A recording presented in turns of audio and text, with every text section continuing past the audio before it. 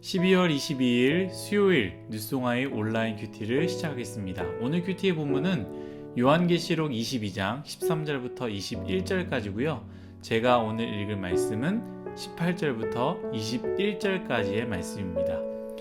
내가 이 두루마리의 예언의 말씀을 듣는 모든 사람에게 증언하노니 만일 누구든지 이것들을 외에 더하면 하나님이 이 두루마리에 기록된 재앙들을 그에게 더하실 것이요 만일 누구든지 이 두루마리의 예언의 말씀에서 제하여 버리면 하나님이 이 두루마리에 기록된 생명나무와 및 거룩한 성의 참여함을 제하여 버리시리라. 이것들을 증언하시니가 이르시되 내가 진실로 속히 오리라 하시거늘 아멘. 주 예수여 오시옵소서. 주 예수의 은혜가 모든 자들에게 있을지어다. 아멘. 오늘 여러분들과 나눌 큐티의 제목은 지금 오셔도 괜찮습니까? 지금 오셔도 괜찮습니까? 입니다. 샬롬, 벌써 수요일입니다. 그리고 벌써 요한계시록의 마지막 말씀입니다.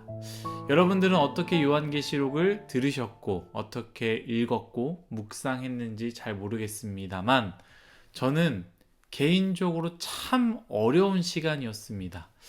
이것들을 준비하고 이 말씀들 하나하나를 찾아가면서 공부해야 되는 많은 시간들이 필요했기 때문에 참 어려웠지만 동시에 저에게 은혜와 참 위로가 되는 말씀이었습니다. 나름대로 교육자로서 목회자로서 그리고 여러분들과 동일하게 그리스도인으로 살아갈 때에 힘듦과 어려움이 있습니다. 왜 없겠습니까? 저도 포기하고 싶을 때도 있고요. 마음대로 하고 싶을 때가 있고 마음을 지키고 싶지 않을 때도 있었습니다. 그러나 이 요한계시록이 위로의 책이라고 말하지 않습니까? 그럴 때마다 이 말씀 하루하루 묵상할 때에 어쩔 수 없이 저도 이 말씀을 큐티를 올려야 된다라는 생각에 어쩔 수 없이 할 때마다 이 말씀이 또 은혜가 되고 얼마나 위로가 되었는지 모릅니다. 왜냐하면 꼭 저에게 매번 말씀하시는 것 같았거든요. 참 은혜였습니다. 여러분들에게도 이런 동일한 은혜가 한 번이라도 아니 두 번이라도 있기를 간절히 바라겠습니다. 오늘 말씀 마지막 말씀이죠. 어제의 말씀에 이어서 완전히 마무리하는 말씀인데요. 여러분과는 18절부터 21절까지의 마지막 문단을 나누고자 하는데요.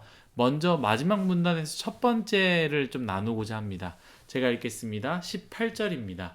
내가 이 두루마리의 예언의 말씀을 듣는 모든 사람에게 증언하노니 만일 누구든지 이것들 외에 더하면 하나님이 이 두루마리에 기록된 재앙들을 그에게 더하실 것이요.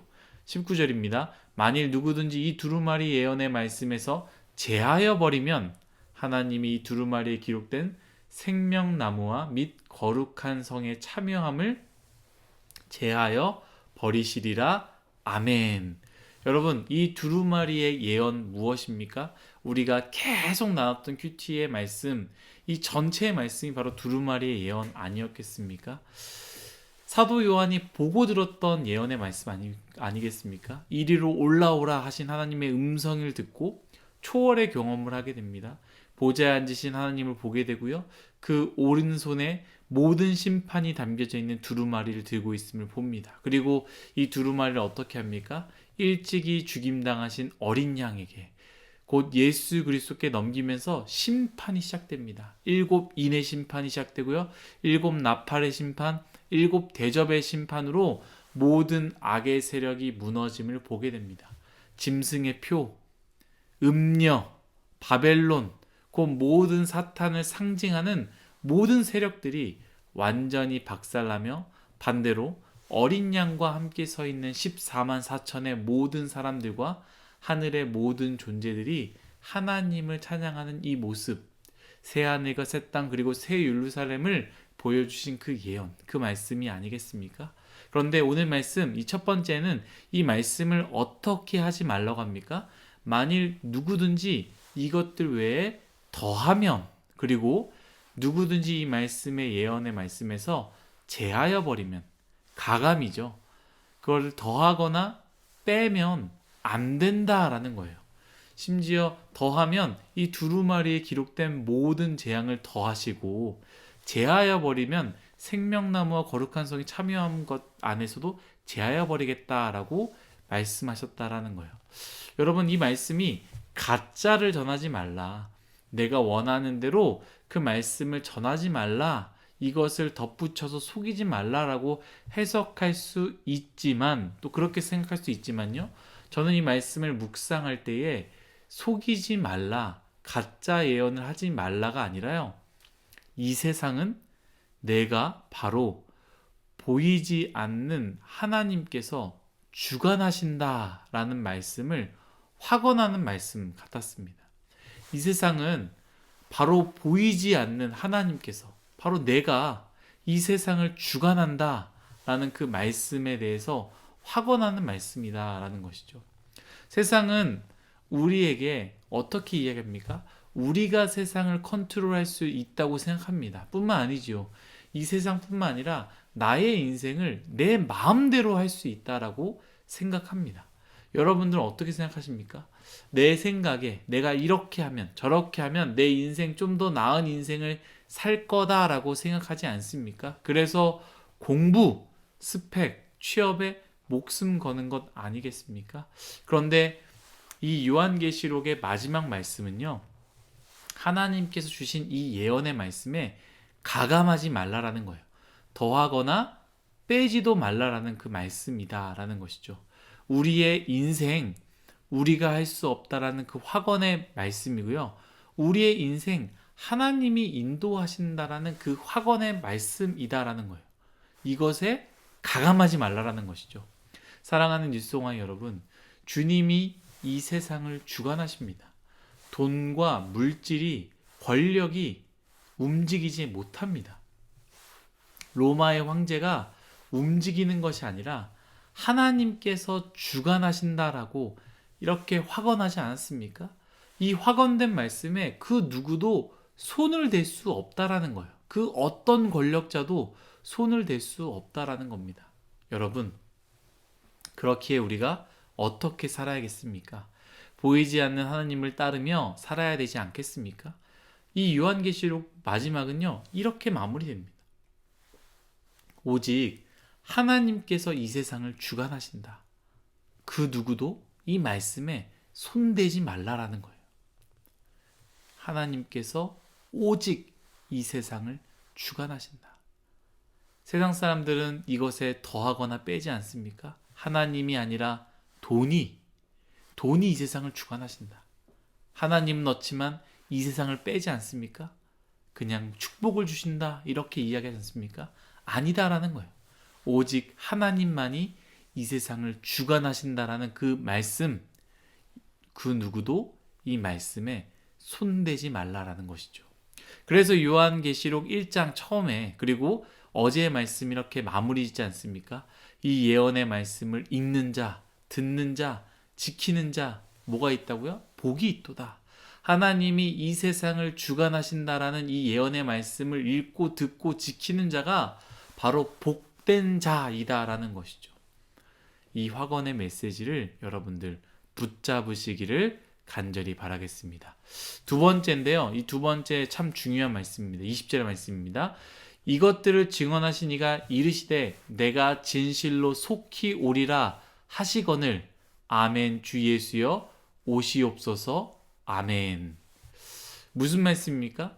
예수님께서 내가 진실로 속히 오겠다라고 말씀하시지 않습니까? 이 말씀은요, 두 가지로 의미할 수 있습니다. 첫 번째, 곧 내가 살아가는 이 현재적 삶에 찾아가겠다라는 거예요. 예수님께서 너가 살아가는 이 현재적 삶에 내가 찾아가겠다라는 것이죠.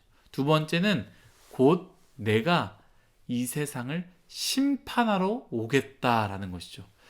저는 이 두 가지 의미가 다 있다라고 생각합니다.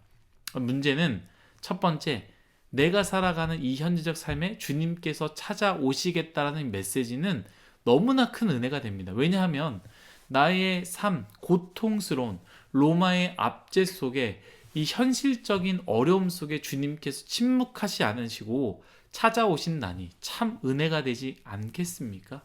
여러분, 이 말씀을 믿으시길 바랍니다.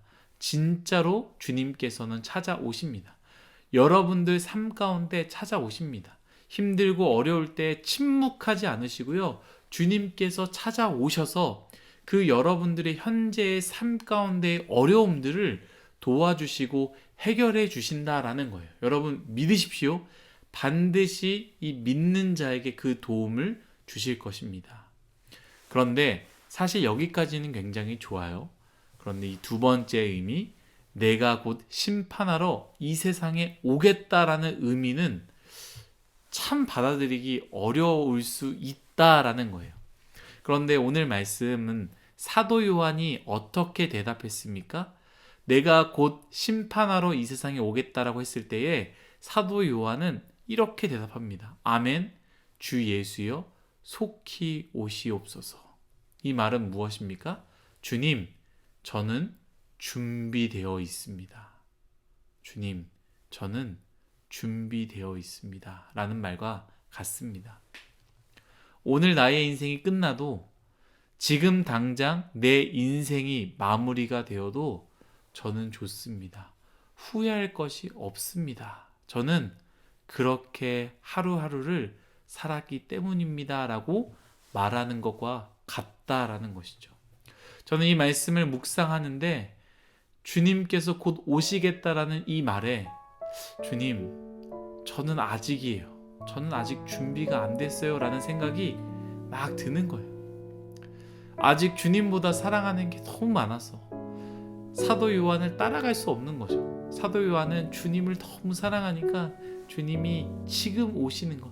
나는 주님을 사랑하기 때문에 내 모든 인생을 주님을 위해 살아서 이제 주님이 오셔도 괜찮다라고 하는데 저는 아직 주님보다 사랑하는 게 너무 많아서 해야 할 것, 하고 싶은 것도 많고 딸이 크는 모습도 보고 싶고 세상에 누리고 싶은 것도 참 많습니다 라는 생각이 제 마음 가운데 드는 거예요. 여러분, 우리는 어떻게 살아가고 있습니까?